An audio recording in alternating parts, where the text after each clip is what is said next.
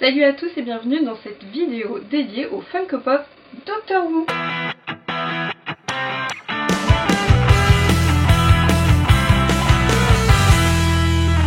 Pour cette première vidéo, je vous parlerai uniquement de la première vague qui est sortie, parce qu'effectivement là récemment il y en a une deuxième, mais on gardera ça pour plus tard. Rapidement un petit topo sur ce qu'est Doctor Who.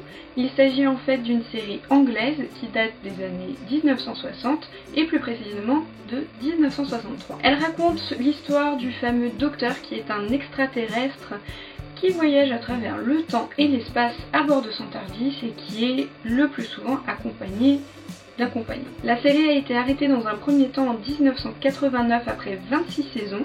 En 1996, il y a eu un téléfilm et depuis 2005, la série a repris. On en est d'ailleurs à la 9e saison. La particularité du Docteur et qui a son importance, c'est qu'au lieu de mourir, cet extraterrestre en fait se régénère et réapparaît sous une autre forme. On commence avec ces figurines qui représentent le 4e Docteur. Ce sont en fait les seuls de l'ancienne série qui sont parus pour le moment. On a donc la version normale avec le fameux costume de ce 4e Docteur.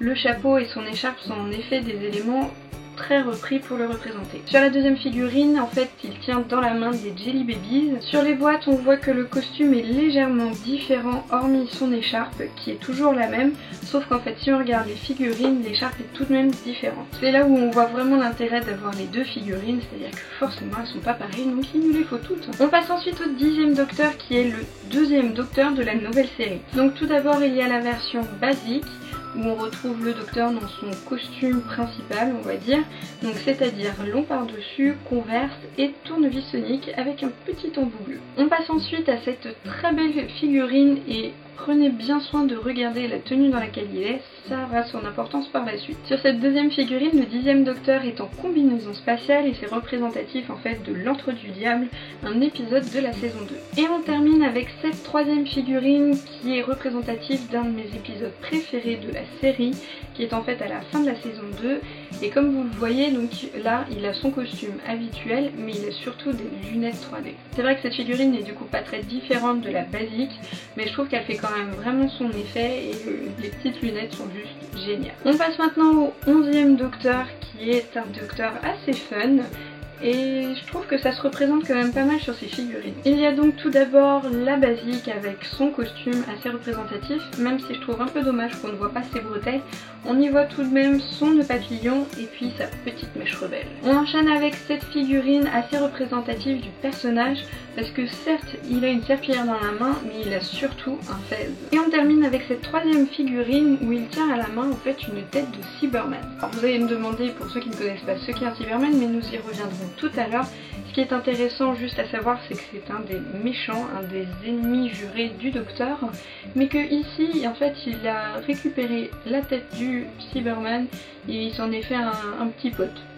Voilà. On passe maintenant aux figurines du 11e Docteur qui est en fait le Docteur actuel de la série. Donc il a lui aussi 3 figurines avec la basique, donc son costume lui c'est plutôt un espèce de costume un peu classe, bleu et légèrement rouge.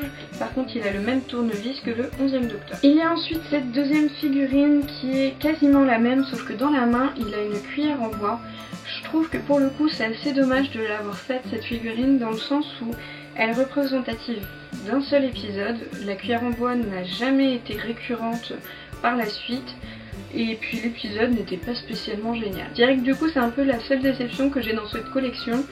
Je l'ai parce que par principe il faut que je les ai toutes, mais je trouve qu'elle sert pas à grand chose en fait. Et on termine avec cette troisième figurine, comme je vous le disais tout à l'heure, de bien retenir le fait qu'il était en combinaison spatiale, on la retrouve effectivement ici. Elle est donc représentative d'un seul épisode pour ce Docteur, mais du coup c'est un peu devenu un fil rouge pour la série, donc du coup ils en ont fait aussi une figurine pour lui. Au passage aussi, je vous indiquerai qu'en fait il s'agit de la figurine qui a le plus de valeur dans ma collection. Elle en a fait énormément coter depuis qu'elle est sortie. J'ai d'ailleurs eu beaucoup de mal à l'avoir et j'ai dû attendre, je pense facile 2 mois après sa sortie pour réussir à la choper auprès d'un particulier. Donc je suis assez contente de l'avoir aujourd'hui. On passe maintenant du côté des ennemis du Docteur avec les Daleks. Donc les Daleks ce sont vraiment les ennemis jurés avec les Cybermen du Docteur. On les retrouve tout le long de la série, pas tous les épisodes mais très régulièrement. à différentes époques, pendant la guerre du temps, peu importe, ils sont toujours là. Cette figurine est la représentation la plus basique pour ce qui est sorti pour le moment. Donc elle est cuivrée, elle brille légèrement, la peinture est vraiment jolie. Je tiens à préciser parce qu'on ne voit peut-être pas bien en photo. Et du coup je la trouve vraiment très réussie. Ensuite on passe à un Dalek un peu plus spécifique, il s'agit du Dalek sec. Donc tout d'abord le Dalek sec directement dans sa boîte, complètement refermée. Là la figurine est juste toute noire, elle n'est pas métallique. Mais je la trouve quand même super sympa en noir aussi, je trouve que ça claque pas mal. Celle qui est du coup la plus intéressante des deux, c'est celle-ci, parce qu'en fait on voit l'intérieur de la carcasse, on va dire, et on voit en fait ce qu'est réellement un Dalek. On passe ensuite au Cyberman. Il s'agit en fait d'une sorte de robot, mais à l'intérieur ce sont en fait des humains dont on a annihilé toute émotion. Donc tout comme le Dalek, c'est un des pires ennemis du Docteur, on les retrouve très régulièrement, voire tous les deux en même temps. Je trouve que là ils ont fait une seule version, mais ils pourraient aussi sortir les anciennes, parce qu'en fait à l'origine la tête était pas du tout pareil, le costume n'était pas du tout le même.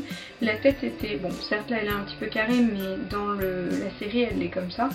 Mais dans la série par exemple, la première série, la tête était beaucoup plus allongée, un peu comme une tête d'humain. On passe maintenant à un des ennemis du Docteur, mais quand même ce sont un des plus flippants. Il s'agit en fait d'ange pleureur. Qu'est-ce qu'un ange pleureur? C'est en fait une statue, peu importe sa représentation, sauf qu'en réalité ce n'est pas une statue, dès qu'on la regarde plus en fait elle bouge.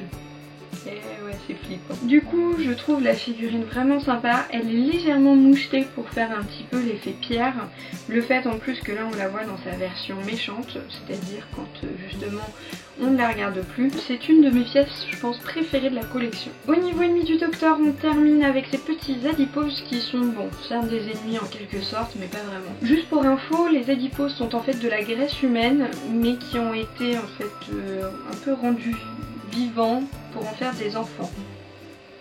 Ouais, je sais, dit comme ça, c'est très bizarre. Ils sont vraiment choux dans la série, je vous avoue que même si on les voit sortir du ventre d'une nana, c'est assez glauque, mais en fait ils sont vraiment adorables et trop choux. Et du coup, la figurine est vraiment très représentative avec la petite dent, c'est trop mignon. La deuxième figurine est en fait exactement la même, mais elle est glow in the dark, c'est-à-dire qu'elle brille dans le noir. Donc au niveau couleur, en fait, ça se voit, elle est légèrement jaune, un peu phosphorescente, et du coup, voilà, la différence se voit très peu, mais bon, du coup quand j'éteins le soir, il y a le petit adipose qui me fait un petit coucou. C'est trop mignon. Et les dernières pièces que je vous présenterai dans cette vidéo, c'est évidemment le TARDIS. Pourquoi est-ce une cabine téléphonique? C'est simplement parce qu'en fait normalement le vaisseau change d'apparence en fonction de l'époque et de là où il atterrit, mais malheureusement il y a eu un petit bug et du coup il a arrêté de se transformer. On a donc la version basique du TARDIS que je trouve superbement réussie. On a les petites fenêtres, on a les petits détails du bois. Je l'adore. La deuxième version est un peu spéciale dans le sens où en fait en bas elle disparaît, elle devient transparente. C'est en fait pour représenter le moment où le TARDIS commence à s'envoler. En fait on ne voit pas le TARDIS s'élever dans les airs et s'envoler, en fait il disparaît au fur et à mesure jusqu'à disparaître complètement, et du coup cette figurine est là pour le représenter. Comme vous le voyez aussi sur ma version, la porte est ouverte, en fait je l'ai reçue comme ça, mais sur l'autre version on peut aussi ouvrir la porte, donc du coup j'ai trouvé ça sympa de laisser cette porte ouverte, du coup j'en ai une fermée, une ouverte, c'est magnifique. Waouh! Et bien voilà, c'est terminé pour cette première vidéo, j'espère que ça vous aura plu. Dans une deuxième, je vous présenterai évidemment la suite des figurines qui est parue, mais il m'en manque juste une. Et en plus, de toute façon, il y en a déjà 3 autres qui sont annoncées, mais je vous en parlerai une prochaine fois. Donc il ne me reste plus qu'à vous dire à bientôt pour une vidéo Funko Pop. Le Dalek qui lui dit: vous êtes supérieur dans un seul domaine. Lequel? Dans l'art de mourir. Elle était fun, c'est... Bref.